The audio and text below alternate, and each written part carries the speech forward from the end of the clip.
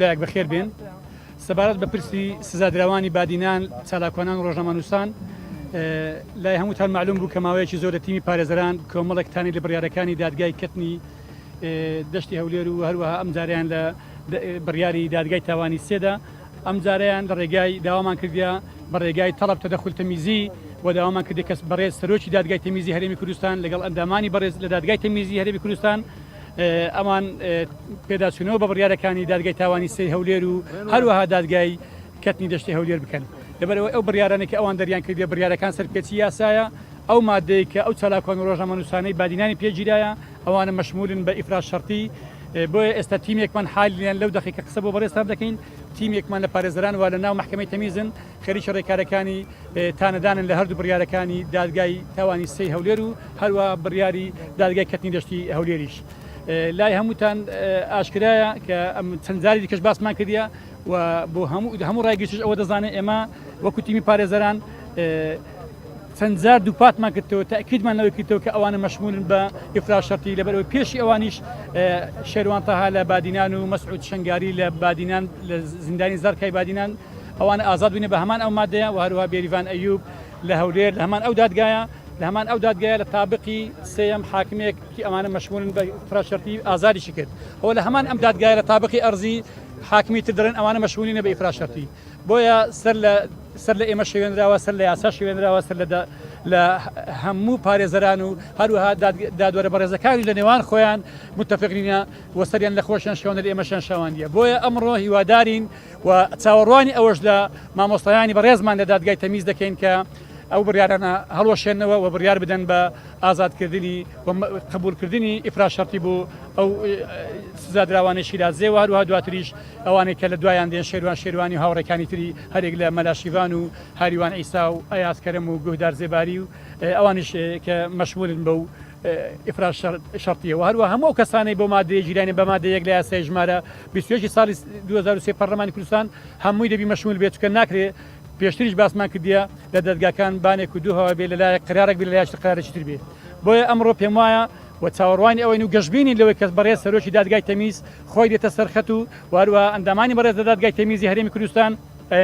ئەو هەڵانێک کە کراوە هەمووی ڕاست دەکەنەوە لە چەند ڕۆژی ئایندە ئینشاءڵڵا کە بڕیارەکان دەرچوو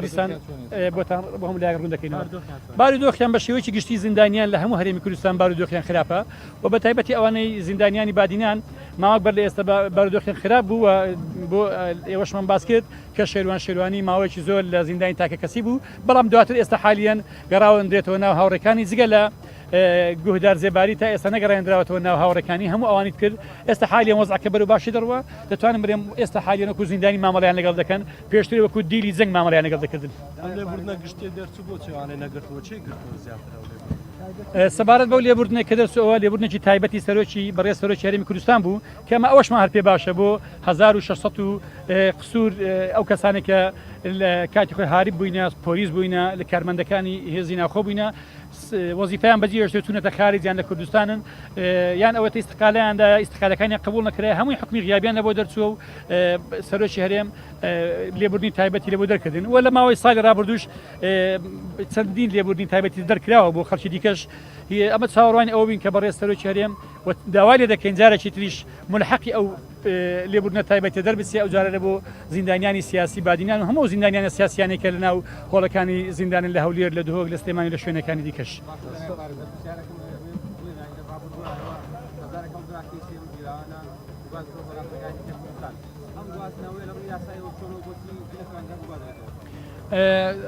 بەس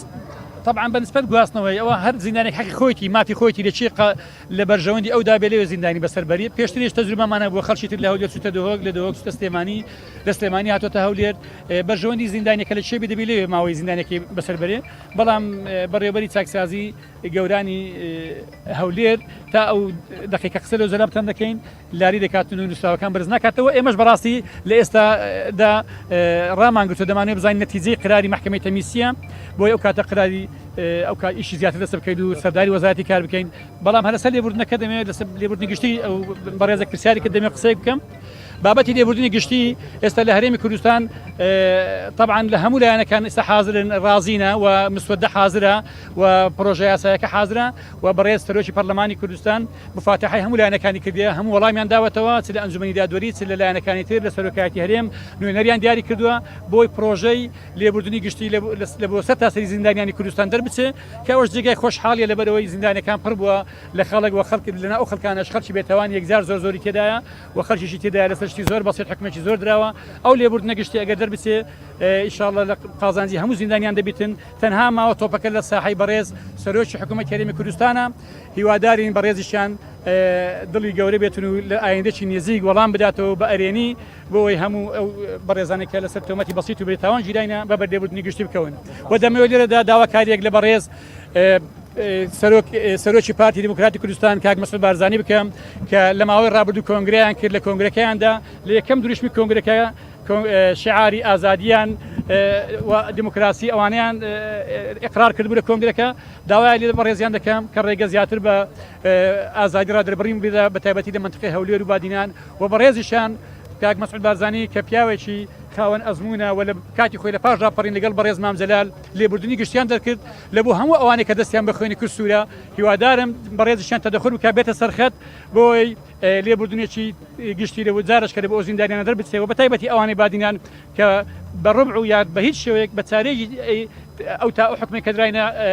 تاوانیان نەدەبایە بۆ شێوە تاوانیان بخرێتە پاڵ داوایان لێ دەکەم کە ئەوان بێنە سەرخەت و لێبوردنە گشتەکە دەربچین زۆر سپاس بۆ هەموو لایەک بەخێر بێت.